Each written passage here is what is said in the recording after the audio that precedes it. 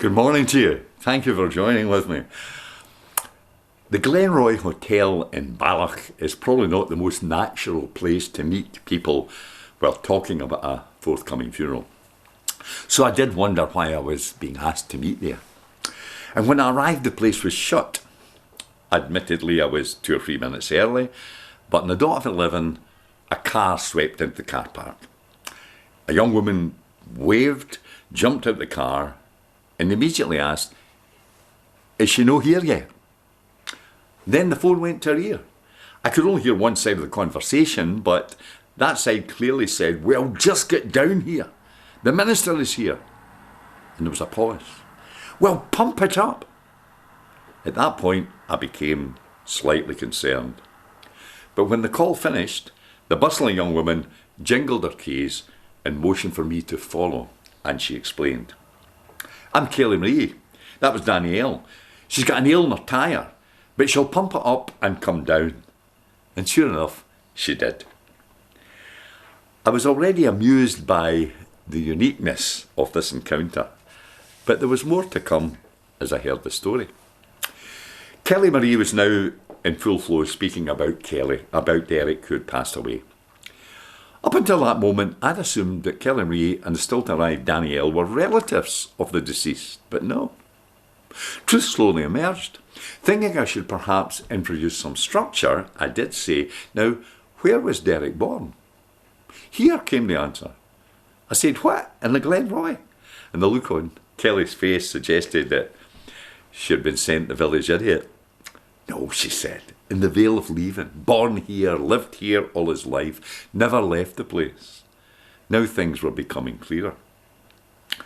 Derek's mother left him and went to New York when he was a baby. How do you live with that knowledge that your mother simply walked away? He had a girlfriend, and sadly she died young.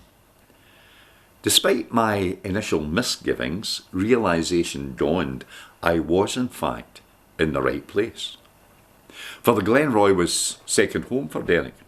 It was here he found company, understanding, hope, and I think even here found love.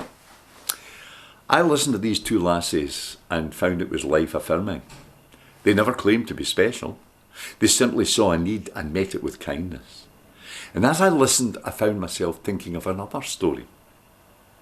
A man once saw a poor soul lying by the roadside, and others walked past, assuming he was probably drunk, deciding he wasn't worth the bother, or simply claiming in their hearts that they were too busy. But one man stopped, and we call him the Good Samaritan. He didn't judge. He acted with a smile, and I had that same smile and that feeling of gratitude for lassies who did exactly the same thing for Derek. Why did they do it?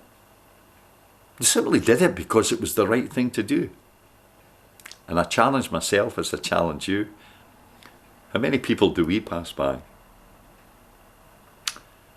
There was a tear in my eye when a few days later I watched 6 young lassies, well, they were definitely young to me, carry Derek to his final resting place. And I thought, there are good people in this world. Do unto others as you would have them do to you. Though they probably didn't know it. Those lassies actually were just doing what Jesus asks us all to do. Again, thank you for listening to me, and God bless you.